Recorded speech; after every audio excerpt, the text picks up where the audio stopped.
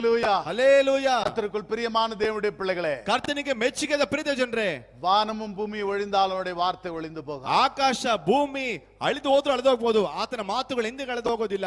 எந்த ஒரு மனிதன் ஆண்டவருடைய வார்த்தைக்கு கீழ்ப்படுகிறானோ, செவி கொடுக்கிறானோ, அதன்படி நடக்கிறானோ, அவனுக்கு அடைக்கலம் உண்டு, அவனுக்கு அவர் துணையாய் இருக்கிறார் என்று வசனம் சொல்லுது. ಯಾವ ವ್ಯಕ್ತಿ ದೇವರ ಮಾತಿಗೆ ವಿಧೇಯನಾಗ್ತಾನೋ, ಆ ವಾಕ್ಯದ ಪ್ರಕಾರ ನಡೀತಾನೋ, ಆತನಿಗೆ ದೇವರು ಗುರಾಣಿ ಆಗಿದ್ದಾನೆ ಎಂಬುದಾಗಿ ಆತನು ಗುರಾಣಿ ಆಗಿದ್ದು ಸಹಾಯ ಮಾಡ್ತಾನೆ ಓದ್ತೇವೆ ನಾವು. கர்த்தருடைய சொற்கள் மண் குகையில் 7 தரம் உருக்கி புடமிடப்பட்ட வெள்ளிக்கொப்பான சுத்த சொற்களாய் இருக்கிறது என்று சங்கீதக்காரன். ಕರ್ತನ ಮಾತುಗಳು ಅದು ಪುಟಕ್ಕೆ ಹಾಕಿ 7 ಸಾರಿ ಶುದ್ಧ ಮಾಡಲ್ಪಟ್ಟಂತ ಒಂದು ಬೆಳ್ಳಿ ಒಪ್ಪಾದೆಯಲ್ಲಿ ಶೋಧಿಸಲ್ಪಟ್ಟ ಮಾತುಗಳಿಗೆ ಕಾಣಲ್ಪಡದಂತ இந்த வேதாமத்துக்கு மேல வேறொரு புஸ்தகம் இந்த உலகத்துல கிடையாது. ಅದಕ್ಕೋಸ್ಕರವೇ ಈ ದೇವರ ವಾಕ್ಯಕ್ಕಿಂತಲೂ ಮಿಗಿಲಾದ ಪುಸ್ತಕ ಬೇರೆ ಲೋಕದಲ್ಲಿ ಯಾವ ಪುಸ್ತಕವೂ ಇಲ್ಲ. இந்த உலகத்துல எத்தனையோ பட்ட படிப்புகளுக்கு அநேக புஸ்தகங்கள் இருக்கிறது. ಈ ಲೋಕದಲ್ಲಿ ಓದುವಂತ ದೊಡ್ಡ ದೊಡ್ಡ ವಿದ್ಯೆಗಳಿಗೆ ಎಷ್ಟು ಪದವಿ, ಎಷ್ಟು ವಿಧವಾದಂತ ಪಟ್ಟ ಆ ಪುಸ್ತಕಗಳಿದೆ.